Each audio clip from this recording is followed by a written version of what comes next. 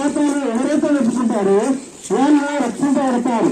ఎవరైతే పాపం ఒప్పుతారో వాళ్ళు శిక్షకి పాత్రులుగా అవుతారని బైబిల్ గ్రంథం సెలవిస్తుంది. అయితే దేవుడు విలువగా చెప్తున్నాడు.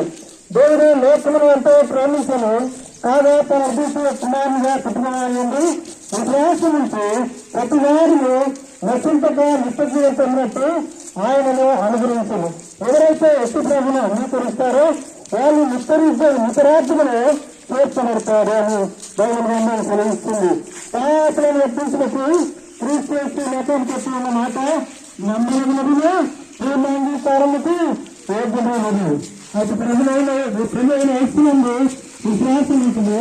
అప్పుడు నీరుగా నీరు రక్షణ పొందరు.